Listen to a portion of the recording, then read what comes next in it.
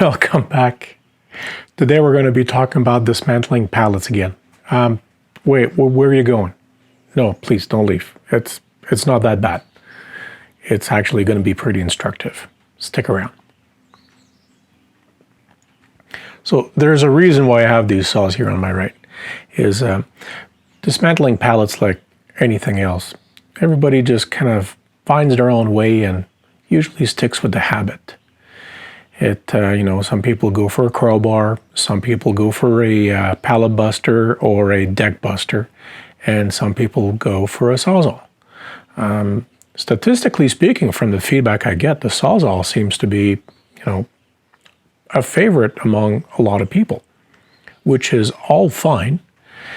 But I find personally that the sawzall is not for everyone. While it does work for me for some project, I just don't like the fact that the nails get stuck in the wood.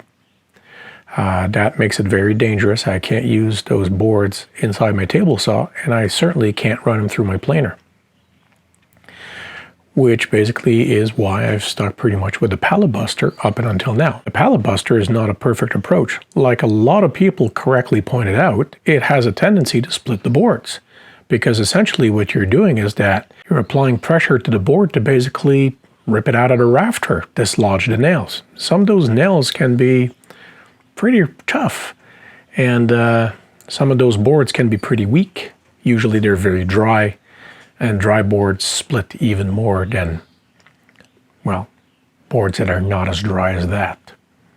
So it's a reality. So the other problem with a sawzall is that not everybody likes it. It tends to be a heavy tool that you have to hold and control while you're cutting. And, if you're a normal sized man, like myself, that's usually not a problem. But not everybody is comfortable with that, and some people actually might not like that heavy tool and the fact that it vibrates so heavily. My personal experience with a sawzall, it's actually a little bit longer to dismantle a pallet with a sawzall, but the average tends to be pretty good. It's a no-nonsense tool, and you'll usually dismantle your pallets in about the exact same amount of time because you're basically cutting and destroying the nails. So there's not a lot of things that, will become a variable for you, which is fine. But then enter these circular saws.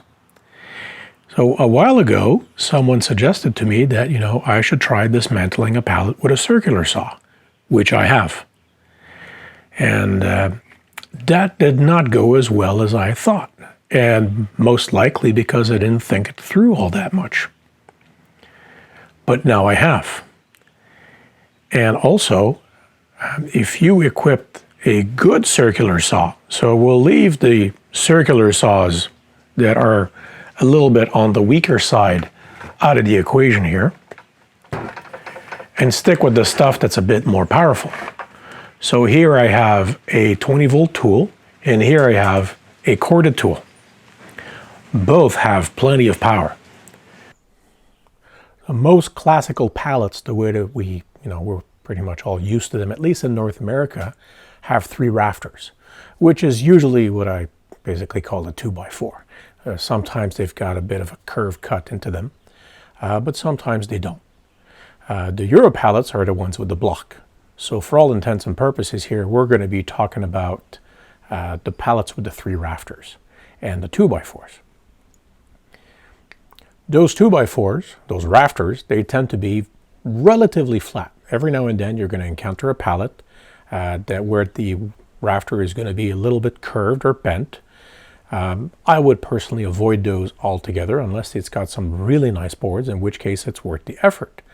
But essentially, what you can do is that if you take a circular saw with a demolition blade. Now the demolition blade is very important because you don't want to be wrecking one of your good blades to just cut wood.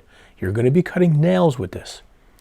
You take the circular saw, you put it on top of the pallet, on the rafter, and you essentially want to cut just on the edge of the rafter without touching your board and just mow forward on the rafter from one side of the pallet to the next one. So essentially you're cutting some wood here. And occasionally you're going to be encountering a nail. So those nail encounters is really why you want the demolition blade. If you got a good power saw, you probably will barely feel it, if at all.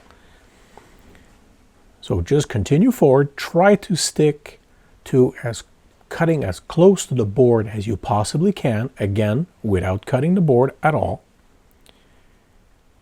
And the result that you're going to have is actually going to be very interesting. Now the nails are still going to be inside the board, which when you think about it is really not all that bad, especially if you have a denailer, whether it's a pneumatic one or you basically use one of those nail punches, flip the board upside down and hammer the nail out.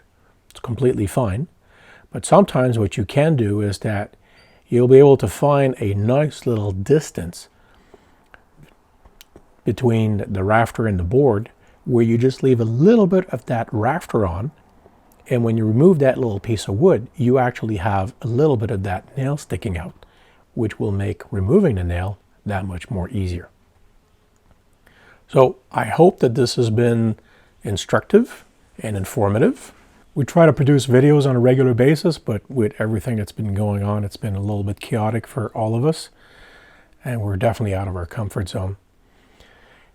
I hope that everybody's healthy and doing well. If you don't want to miss a single video, please subscribe. It's just like down here, and the bell is right next to it. So if you get some notifications to know that new videos have been posted, and I will see you next time.